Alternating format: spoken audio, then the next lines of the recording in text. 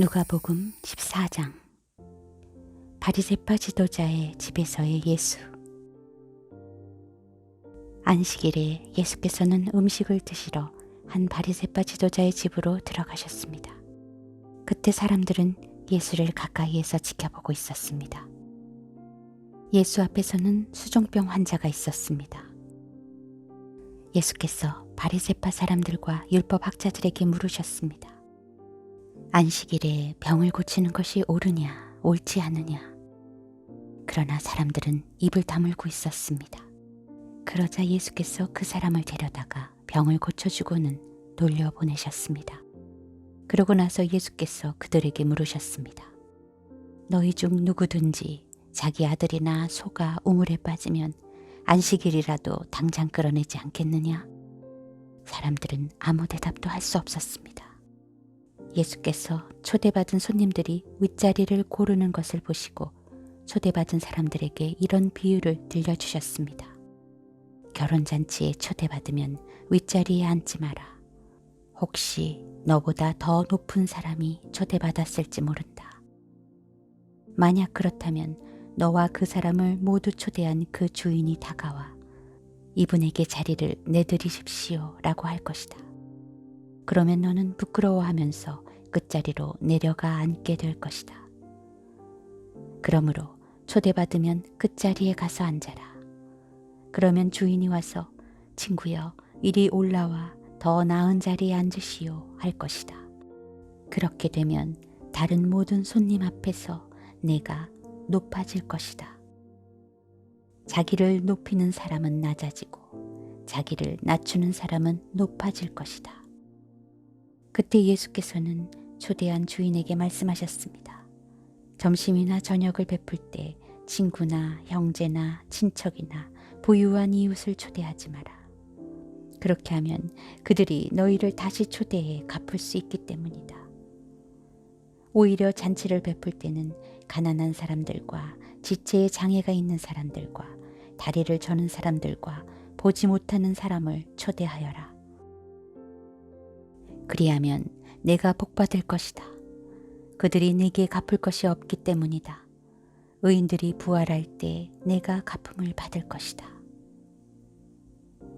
큰 잔치의 비유. 예수와 함께 식탁에 앉은 사람들 중 하나가 이 말씀을 듣고 예수께 말했습니다. 하나님 나라에서 먹는 사람은 복이 있습니다. 예수께서 대답하셨습니다.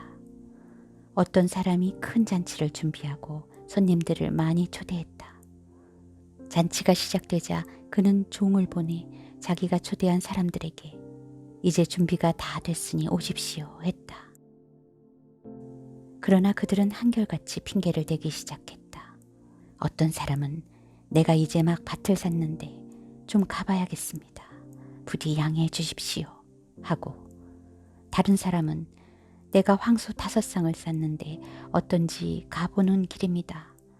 부디 양해해 주십시오 하는 것이었다. 또 다른 사람은 내가 결혼을 해서 갈 수가 없습니다 했다. 그 종이 돌아와 주인에게 그대로 전했다. 그러자 그 집주인은 화가 나 종에게 명령했다. 당장 길거리와 골목으로 나가 가난한 사람들과 지체에 장애가 있는 사람들과 보지 못하는 사람들과 걷지 못하는 사람들을 데려오너라. 종이 말했다. 주인님, 분부대로 했습니다만 아직도 자리가 남아 있습니다. 그러자 주인이 종에게 말했다. 큰 길과 산울타리로 나가서 사람들을 데려와 내 집을 채워라. 내가 너희에게 말한다. 처음에 초대받은 사람들은 한 명도 내 잔치를 맛보지 못할 것이다. 제자가 되는 사람의 대가. 큰 무리가 예수와 함께 길을 가고 있었는데 예수께서 뒤돌아서서 그들에게 말씀하셨습니다. 누구든지 내게 오면서 자기 부모와 아내와 자식과 형제 혹은 자매와 자기 생명일지라도 나보다 더 사랑하면 내 제자가 될 수 없다. 누구든지 자기 십자가를 지지 않고 나를 따르는 사람은 내 제자가 될 수 없다.